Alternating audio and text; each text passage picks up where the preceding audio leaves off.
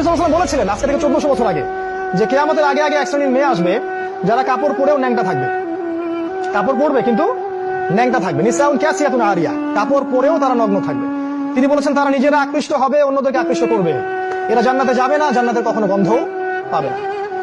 আমাদের নবীজি বলেছিলেন যে দাজ্জাল, এর নাম শুনেছেন? দাজ্জাল আসবে সামনে মানুষের রূপে, অপেক্ষা করতে থাকে। তবে তার অনুসারীরা কিন্তু এখনই অ্যাক্টিভ। তিনি বলেছেন দাজ্জালের সবচেয়ে শেষ অনুসারী হবে এক শ্রেণীর মেয়ে যাদেরকে মুসলিমরা ঘরে বন্দী করে রাখতে পারবে না। বাপ ভাই স্বামী মিলে ঘরে রাখতে চাবে, ঘরে থাকো, পর্দায় থাকো, এরা বাঁধন ছিন্ন করে বের হয়ে চলে যাবে। এরা বের হয়নি। বিগত 100 বছরে দেখেন শহরে মেয়েদেরকে আর ঘরে রাখতে পারবে না। উন্নতি, অগ্রগতি, কাঁধে কাঁধ মিলিয়ে দেশ ও জাতি গড়বো, এটা স্লোগান দেয় না? দিয়ে দিয়ে সমস্ত জায়গায় আজকে ওরা ঢুকে পড়ছে। শিক্ষা ক্ষেত্রে যাবেন, আপনাকে একটা বেহায়া মেয়ের সাথে বসতে হবে সামনাসামনি। স্কুলে যাবেন, সেখানে জিনা করতে হবে। কলেজে গেলে সেখানে জিনা। চাকরি করতে যাবেন, সেখানেও জিনা। দেশ চালাবেন, সেখানেও জিনা। সব জায়গায়।